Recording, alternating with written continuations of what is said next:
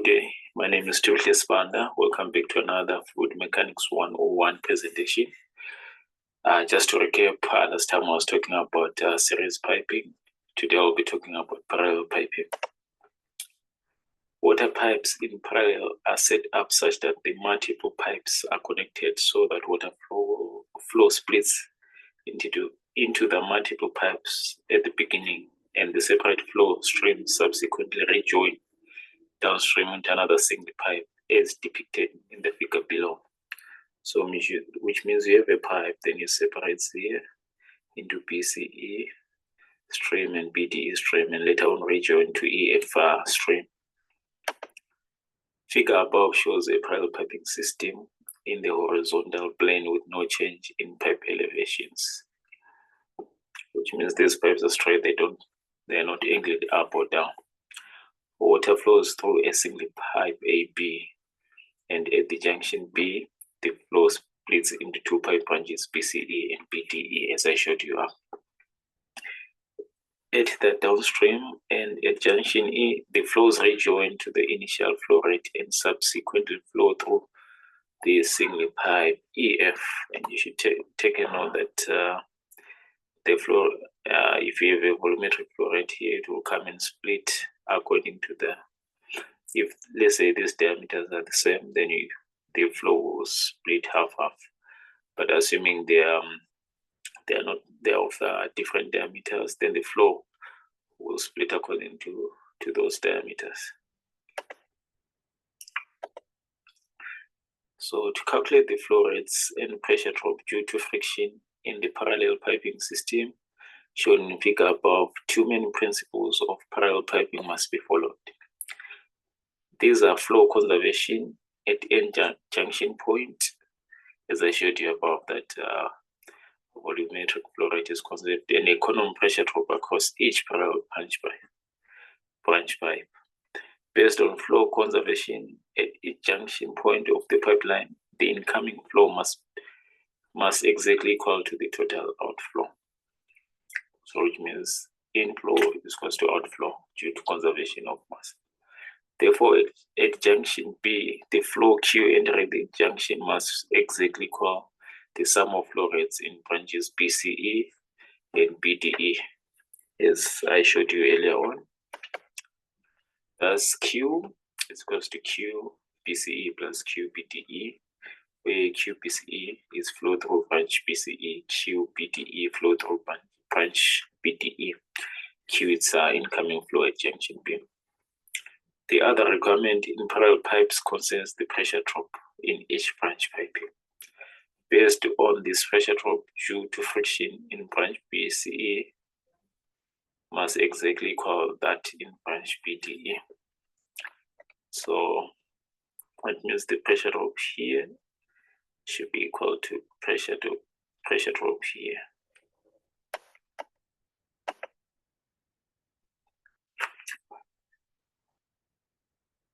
This is because both branches have a common starting point B and a common ending point E. Since the pressure drop at each of these 2 points is a unique value, we can conclude that the pressure drop in each branch pipe BCE and that in branch pipe BDE are both equal to PP minus PE, where PP and PE represents the pressure at the junction point B and E respectively. So what do we mean? We know that the pressure drop between this point and here, it's PE minus PP, since in fact it's PP minus PE, pressure is higher here more than here. So this PP minus PE should be equal to pressure drop here, which in turn they equal.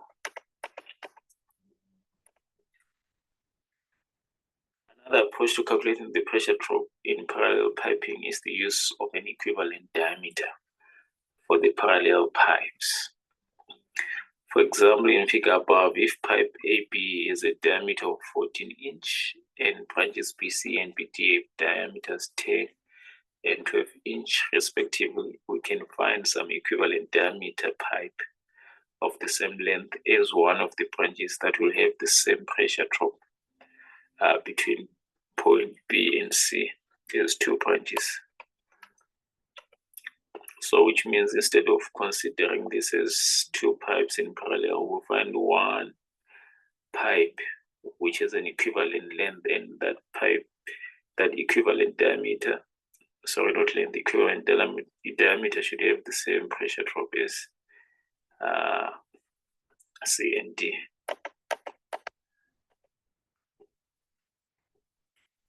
An approximate equivalent diameter can be calculated using the Darcy's equation. Remember the Darcy's equation, H is equals to F, which is the friction factor, L length diameter, which is the inside diameter, V your velocity, 2 over G, which is the acceleration due to gravity. So the pressure loss in branch BCE, which is 10-inch diameter, can be calculated as H1 is equals to F L1 D1. D1 squared over 2G, where the subscript 1 is used for branch BC and subscript 2 for branch BDE. Similarly, for branch BDE, now we use L2 D2 V2 for that branch. For simplicity, we have assumed the same friction factors for both branches. So we are assuming this F and F will be same, so they cancel out. 2G and 2G, they will cancel out, right? Also using the continued equation, you get that V1 is equal to 0.4085 Q1 over D1 squared. V2 is equal to 0.4085, which is just a constant Q2 over D2 squared. So where your V is your velocity in feet per second, your Q is flow rate in gal per minute, your D is inside diameter in inches. So remember, I said you cancel this 2G because it's just a constant F. We said you're assuming it's equal to cancel. So we end up having L1 D1 V1 squared is equal to L2 D2 V squared, which is what's happening here, L1 D1. And you substitute instead for V's, you substitute these values, these values. You end up having this equation. Try it yourself and see. We can always rearrange that to Q1 over Q2. So Q1 over Q2, take it this side, your D1 take that side, you end up having your L1 this side. You have to simplify the powers, you end up having L2 over L1 to the power 0.5, D1 over 2 to the power of 2.5. As I always suggest to students is to try it out yourself, try to do the math yourself and see if the equation makes sense. Otherwise, if you just take the equation as it is and cram it in, or garbage in is equals to garbage out. So be careful. Always try to do it yourself and see if it does make sense. For example, simplifying from this to that, try it yourself. Also, by conservation of flow, we know Q1 plus Q2 is equals to Q. Using this equation, we can calculate the flow through each branch in terms of the inlet flow, which is Q. The equivalent pipe will be designated as DE in inches diameter and LE inches length. Since the equivalent pipe will have the same pressure drop as each of the two branches, we can write LE, DE. Remember, it has the same pressure drops as BCE or BDE, those two branches, right? So you can substitute that instead of saying L2, E2, you put L equivalent, Q equivalent, D equivalent. It will still hold. Where QE is the same as the inlet flow Q, since both branches have been replaced with a single pipe. So which means the incoming flow is now flowing in that one particular pipe instead of it branching out. In the equation above, there are two unknowns, LE and DE. Another equation is needed to solve for both variables. So if you have two unknowns, you need two equations to solve it. That's your basic math there. For simplicity, you can set LE to be equal to one of the lengths L1 or L2. Remember, we can assume those two branching pipes that are of equal length. With this assumption, you can solve the equivalent diameter DE as follows. The equivalent D1 we have Q, the total flow rate we're given, Q1 we have to the power of 0.4. So as an example, a 10-inch water pipeline consists of a 2,000 feet section of NPS 12 pipe, which is nominal pipe size 12 pipe, which is 0.25 inch wall thickness, starting at point A and terminating at point B. At point B, two pieces of pipe 4,000 feet long each, and NPS 10 pipe with 0.25 inch wall thickness are connected in parallel and rejoin at point D. Right. From D, 3,000 feet of NPS 14.25 inch wall thickness extends to point E. Using the equivalent diameter method, calculate the pressures and flow rate throughout the system when transporting water at 2,500 gallons per minute. Compare the results by calculating the pressures and flow rates in each branch. Use the COLE-BROOK white equation for the friction factor. Since the pipe loops, now on the solution, since the pipe loops between B and D are each NP10 and 4,000 feet long, the flow will be equally split between the two branches. Remember those branches, so if you call the pipe diameter, so the flow will just split between the two. So each branch pipe will carry 1,250 because we are told the total is 2,500. So half of that is 1,250 gallons per minute. The equivalent diameter for section BD is found as follows. We use the equation. Remember, we have the equation D equivalent equals D1 Q over Q1 to the power of 0.4. Right. D1 is 10.25. Remember the pipe of NPS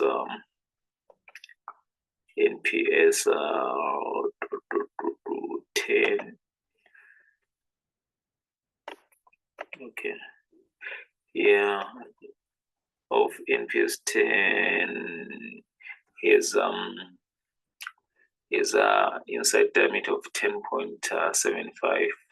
less that of 2 times the wall thickness. You end up with a 10.25. So that's a nominal pipe size. It doesn't mean it's the inside diameter is 10. So you should take note of that.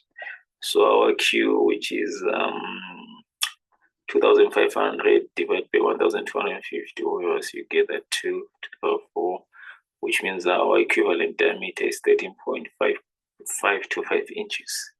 Therefore, we can replace the two 4,000 feet NPS 10 pipes between B and D with a single pipe that is 4,000 feet long and is a 13.525 inch inside diameter. We're no longer using branches, now we're using this equivalent diameter of length 4,000 feet. So next, because now we're told to use the COLE-BROOK or the Moody diagram, we need to calculate the Reynolds number for this pipe. So Reynolds number is a constant times your Q in gallons per minute divided by inside diameter in inches times the specific gravity, in this case of it's water, so it's 1. So we get it's 584,566 and it's dimensionless. It doesn't have any units. Then considering that the pipe roughness is 0.02 inches for all pipes, so relative roughness is absolute roughness divided by inside diameter. We're given that the absolute roughness is 0.002. Then we calculate our diameter is 13.525 inches. Yes, our relative roughness is 0.01. So we go to our Moody diagram. Remember, this is same as 1, 2, 3, 4, 6 by 10 to the power 6. So I come 6 to the 10 of 6, and relative roughness is 0.01. So where they intersect, it's here. Come read my value there. I get that from the Moody diagram, the friction factor is equal to 0.0147. the pressure drop in section BD is now pressure drop per mile is equal to 71.16, which is a constant friction factor. We just calculated above with 0.0147.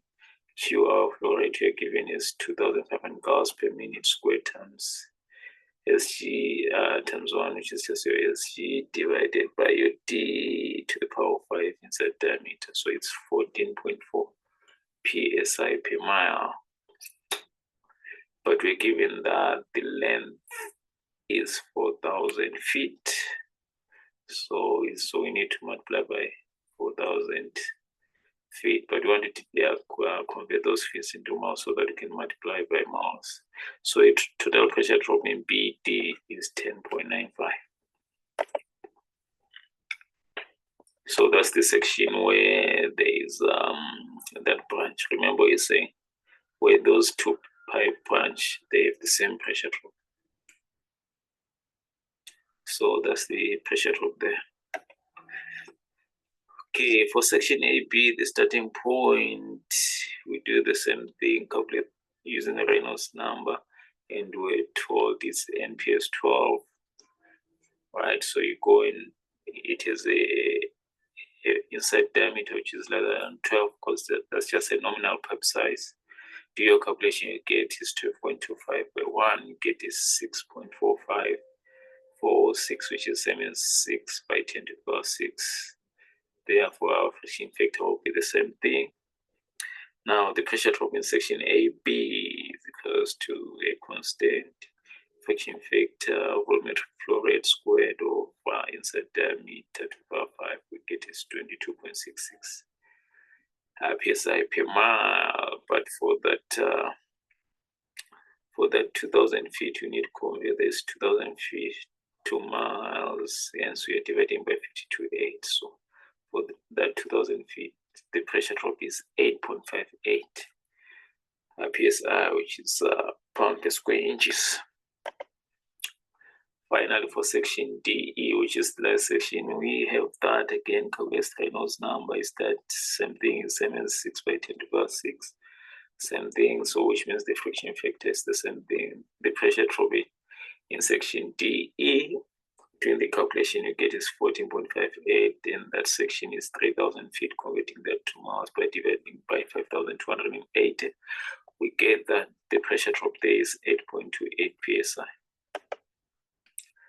Finally, total pressure drop in the entire system, which means we add, so which is equals to 27.81 psi. Next, for comparison, we'll analyze the branch pressure drops, considering each branch separately flowing at 1,250 gal per minute.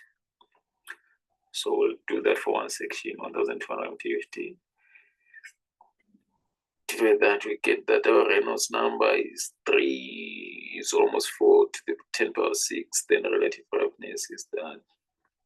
So 10 to the 5, 0.02. Then you can go again to use the Moody diagram. You get the friction factor of 0.0158. So the pressure drop in section BD is this 15.53, which is similar as BC. Remember, I said the pressure drops in the two branches, if they are parallel, they are the same. This compares with the pressure drop of 14.45 psi per mile. We calculated using equivalent diameter of 13.525. Remember, we calculated it here for that section. Yes, 14.45 psi per mile. Now, when we are using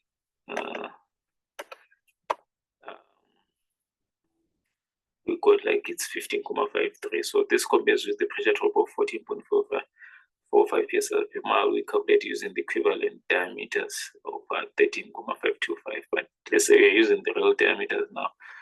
You get 15.53. It can be seen that the difference between two pressure drops is approximately 7.5%. And this is, you remember, you assume that the friction factors they equal. When we are deriving this equation, I will show you in a second. we made an assumption that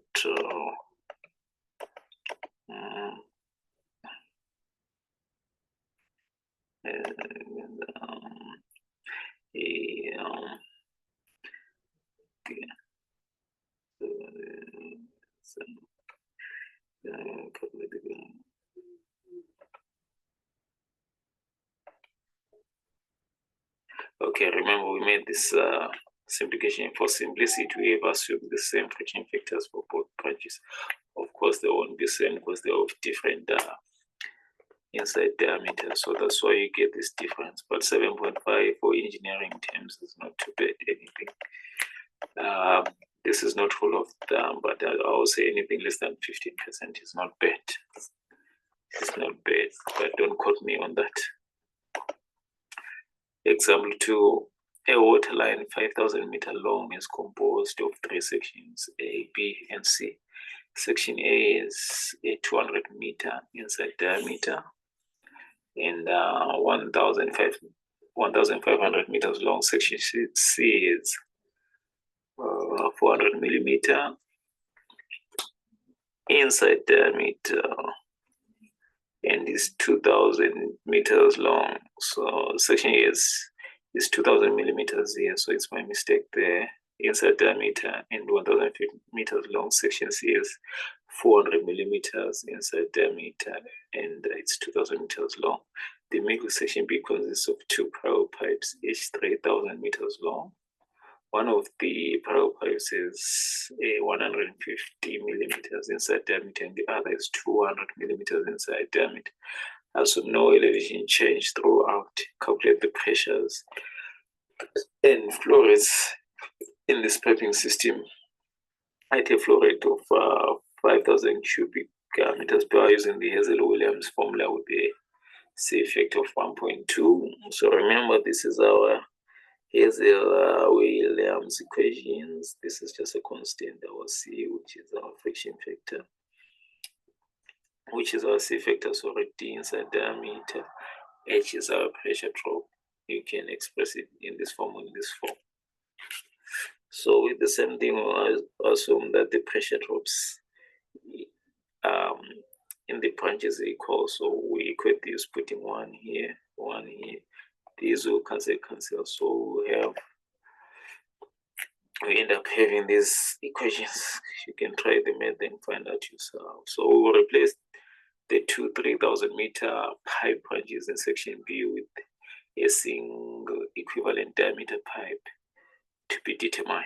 Since the pressure drop according to Hazel-Williams equation is inversely proportional to the 4.87 power of the pipe diameter, we calculate the equivalent diameter for section B as follows. I showed you how to derive this, and also you can express from using this is equal to this.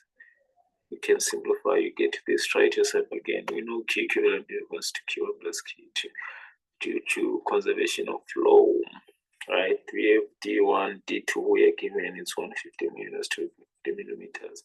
So which means the ratio of Q1 and Q2 is that. Solving for Q1 and Q, because now we know Q1 plus Q2 is equals to Q, which is equals to Q equivalent. So now 500 is equals to Q1 plus Q2. You can express Q1 in terms of Q2 because Q1 is equals to 0.4693 times Q2, right? Therefore, now you can solve for Q2. After you get your Q2, you can solve for Q1. Simple method, you can try it out. Therefore, the equivalent diameter is D is equals to D1 we have is 150 millimeters, QE we have is 500, Q1 you calculated previously is 159 to the power that. So we find that our equivalent diameter is now 231.52 millimeters. The pressure drop in section A using the Hazel-Williams equation is, this is the Hazel-Williams equation, so flow rate in cubic meters per hour, pipe which is inside diameter in millimeters, frictional pressure drop, it's kilopascals per kilometer, liquid specific gravity which is 1 for water, Hazel-Williams C factor dimensionless which we're given. So you just plug in there, that's what you get. It's 907.95 kilopascals per kilometer, but we're told it's 1.5 kilometers. And we're told it's 1.5 kilometers. 1,500 meters, same as 1.5 kilometers. Right, so you multiply by that 1.5 to get 1,456.43 kilopascals. So the pressure drop in section B, using here's a Euler equation, is that now we're using section B. Remember, that's why we calculated our equivalent diameter to be 231.52, which is what we are putting here. Everything else is the same. We get is 476.07 kilopascals per kilometer, but we know it's 3 kilometers, so we multiply that to get 1,428.2 kilopascals. The pressure drop in section C using the equation is, the diameters that our C we are given. So we calculate, we get it's 33.20 kilopascals per kilometer. Therefore, it's 2 kilometers in length. We multiply by that, you get 66.1 kilopascals. Therefore, total pressure drop in section A, B, and C is equal to that which we add all of them, which is 2,951.04 kilopascals. I hope you enjoy this section, and next I'll be delving into pumps. So I think from here the lessons will become more interesting. So don't miss out on the upcoming presentations. Thank you for watching, and if you have any queries and suggestions, any additions or subtractions, do not hesitate to contact me on my email address, tuversfund@gmail.com. And please do not forget to like, comment, and to subscribe to my YouTube channel to learn more lit engineering stuff. Thank you. See ya.